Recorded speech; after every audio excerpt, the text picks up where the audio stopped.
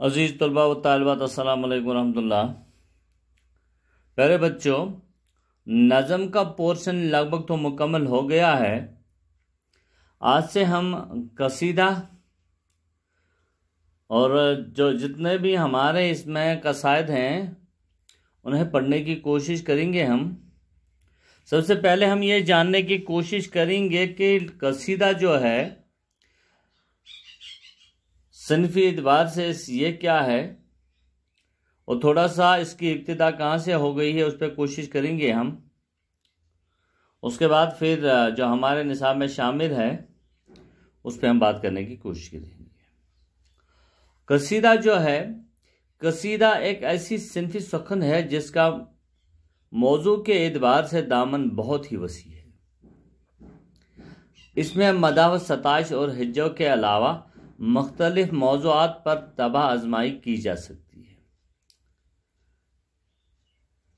आपको समझ में आया होगा ना कि मदह तारीफ को कहते हैं। मसलन मनाज़िर कुदरत, मुज़ाहिरी फिदरत, पंदो नसाया, मजहबी ख्यालात, माशी बदहाली, सियासी इंतशार, मौसम की कैफियत, उलूम का बयान वगैरह भी कसीदे के मौजू में है। जैसे कि आप जानते होंगे कि ज़ौक़ ने एक कसीदे में लगभग 18 उलूम की इस्तिलाहें इस्तेमाल की है।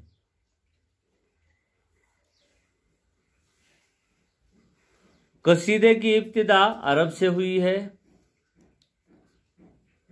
और फिर जब ईरान में जब शायर व शायरी का आगाज़ हुआ तो शायरों ने अहले अरब की तकलीद की। चूँकि अरब में ऐसे कसीदे बहुत मकबूल थे जिनमें किसी की तारीफ़ की गई हो, इसलिए अहले ईरान ने भी कसीदा गोई की तरफ तवज्जो की। और चूँकि शायरी में यही एक ऐसी सिनफी सुखन है जिससे इनाम और इकरार हासिल किया जा सकता था, इसलिए फ़ारसी शुअरा ने भी इस फ़न को इंतहाई बुलंदियों पर पहुंचा दिया। उर्दू शायरी में ये फ़न, उर्दू शायरी ने ये फ़न फ़ारसी शायरी से ही मुस्ताद लिया है, यानी कि फ़ारसी की ही देन है। अरबों ने कसीदे पर बेतमा, बेगर्ज और हकीकत बयानी लिखे, लेकिन फ़ारसी शुअरा ने तलब गरज और फिर हुसूल ज़र के लिए लिखे हैं और उर्दू शुअरा ने फ़ारसी वालों का ही तरीका इस्तेमाल किया है। कसीदे के एजाई तरकीबी जो हैं वो 4 हैं: तशबीब, गुरेज, मदाह, दुआ या हुस्न तलब।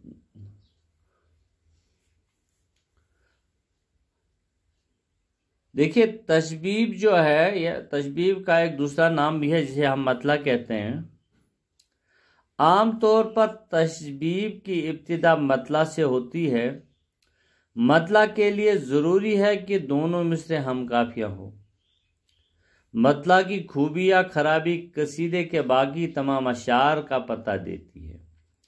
इसलिए कसीदा निगार पूरी कोशिश करता है कि जुद्दती ख्याल और जुद्दती बयान ऐसी और नुदरत और शुक्तगी पैदा कर दे कि सुनने वाला और पढ़ने वाला चौंक जाए और इसकी तमाम तर तवज्जो जो है कसीदे की तरफ मबजूल हो जाए। मसलन सौदा ने सरफराजुल दौला की मदह में एक कसीदा कहा है, उसके मतलब में जुद्दत बयानी ने अजीब लतुफ़ पैदा कर दिया है। सुबह ईद है और ये सखन है शहरे आम, हलाले दफ्तर ज़रबे निकाह वो रोज़े हराम।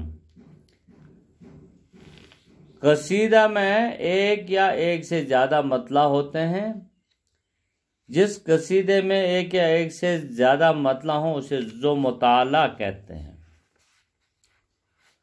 اس کے بعد تشبیب قصیدے کے وہ اشعار جو تمہید کے طور پر لکھے جائیں تشبیب کہلاتا ہے۔ اکثر و بیشتر تشبیب کا اصل موضوع مدح سے کوئی تعلق نہیں رکھتا ہے، چونکہ اس میں ہر چیز کے موضوع پر طبع آزمائی کی جاتی ہے، اس لیے قصیدہ گو کو اپنی علمیت، قابلیت کا اظہار اور قادر کلامی کے جوہر دکھانے کا پورا موقع ملتا ہے۔ کبھی شاعر تشبیب میں صبر و قناعت کی تلقین کرتا ہے تو کبھی موسم بہار کے گیت گاتا ہے، کبھی تشبیب میں اپنے کمال و فن کا اظہار کرتا ہے اور کسی میں ہم عصر شعراء کا مذاق اڑاتا ہے۔ غرض تشبیب میں طرح طرح کے موضوعات پر طبع آزمائی کی جاتی ہے۔ پہلے بچوں، اس کے بعد گریز جو ہے گریز میں یہ ہے کہ تشبیب کی مدح کے بعد شاعر کا جو اصل موضوع یعنی مدح پر پھر وہ آتا ہے۔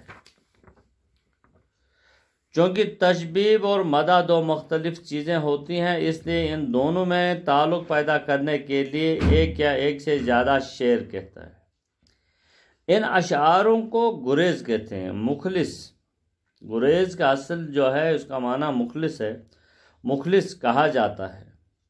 گریز کی خوبی یہ ہے کہ اس میں بے ساختگی اور برجستگی ہو اور یہ نہ معلوم ہو کہ شاعر نے زبردستی ممدوح کا ذکر کیا ہے، بلکہ ایسا لگے کہ باتوں باتوں میں ممدوح کا ذکر آ گیا ہے، جو بالکل فطری ہے، خامخواہ کی ٹھوس ٹھاس نہیں ہے۔ قصیدہ کے حسن کا کمال اچھا خاصا داد و مدار گریز پر ہوتا ہے، یعنی کہ قصیدے کا جو اصل دار و مدار جو ہے وہ گریز پر ہی ہوتا ہے۔ سودا نے حکیم میر محمد کاظم کی شان میں ایک قصیدہ کہا ہے، تشبیہ میں فن طبابت کا بیان کرتے ہوئے بتاتے ہیں کہ انسان کا جسم کن کن چیزوں کا مرکب ہے۔ بیماریوں کے مختلف وجوہ بیان کر کے تشخیص مرض پر روشنی ڈالتے اور پھر کہتے ہیں قاعدہ یوں ہے، پھر آگے ہے شفا اس کے ہاتھ، جس کے ہے قبضے قدرت میں علاج و علم، سو تو ان باتوں میں ہے خوش طبیبوں میں ہے اس زمانے میں بزج میر محمد کاظم۔ اس کے بعد سودا مدح شروع کرتے ہیں۔ غالب کا ایک مدحیہ کتاب میں پہلے اپنی تعریف کرتے ہیں اور پھر بہادر شاہ ظفر کی تعریف کے لیے اس طرح گریز کرتے ہیں، کیا کم ہے یہ شرف کہ ظفر کا غلام ہوں، مانا کہ جاہ و منصب ثروت نہیں مجھے۔ اس کے بعد پھر جب مدح خوانی شروع ہو جاتی ہے تو مدح گریز کے بعد کا اصل موضوع شروع ہو جاتا ہے۔ مولانا شبلی نعمانی نے شعر العجم میں قصیدے کی تعریف کرتے ہوئے لکھا ہے کہ قصیدہ جس کا اصل موضوع مدح ہے بڑے کام کی چیز ہے، لیکن اس کے لیے شرط یہ ہے کہ جس کی مدح کی جائے در حقیقت مدح کے قابل ہو۔ مدح میں جو کچھ کہا جائے سچ کہا جائے۔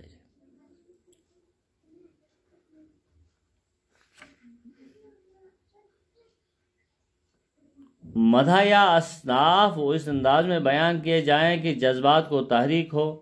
فارسی قصائد میں یہ شرطیں کبھی جمع نہیں ہوئی۔ اولاً تو اکثر ایسے لوگ کی مداحیں لکھی گئی جو سرے سے مدح کے مستحق ہی نہیں تھے،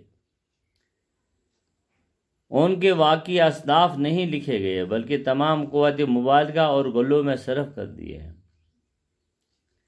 اکبر خانہ شاہ جہاں کے سینکڑوں معرکہ تاریخ یادگار ہیں جن کے بیان سے مردہ دلوں میں جنبش پیدا ہوتی ہے۔ عرفی، نذیری، فیضی وغیرہ نے ان لوگوں کی مدح میں سینکڑوں قصائد لکھے ہیں، لیکن ان مارکوں کا نام کہیں تک نہیں ہے۔ فارسی اور اردو میں بہت زیادہ مبالغہ سے کام لیا گیا۔ پھر مدح کے بندے ٹکڑے مضامین ہیں، مثلاً قصیدہ کے ممدوح کی شرافت و نجابت، فیاضی علوم و فضل، جاہ و حشمت، شان و شوکت، مروت و حلم، ایمانداری، صداقت، نیکی، بزرگی، عدل و انصاف، شجاعت، بہادری کے علاوہ ممدوں سے متعلق بعض چیزوں مثلا گھوڑوں، ہاتھی، فوج، تیر، کمان، ترکش وغیرہ کی مدح بھی کی گئی ہے۔ شاعر یہ تمام خوبیاں اس شخص میں دیکھ لیتا ہے جس کی اس سے تعریف منظور ہوتی ہے، جیسے کہ سودانہ شجاع الدولہ کی اور پھر ان کے لڑکے آصف الدولہ کی شان میں قصیدے کہے ہیں۔ عزیز طلباء و طالبات، اس کے بعد سب سے آخر میں دعا یا حسن طلب، وہ یہ ہے کہ مدح کے بعد بزرگان دین سے دعا مانگی جاتی ہے، اور قصیدے کسی شخص کی مدح میں ہے تو حسن طلب سے کام لے کر اپنے لیے کچھ مانگا جاتا ہے۔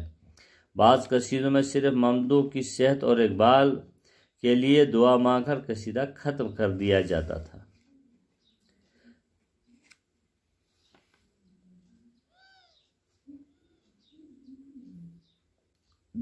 عزیز طلباء و طالبات، قصیدے پر تھوڑا سا، اس کے بعد ہم پھر اردو قصیدہ کی نگاری کی تاریخ کا جائزہ لینے کی ہم کوشش کریں گے۔ تب تک ہم آپ سے وداع ہوتے ہیں۔ اللہ حافظ۔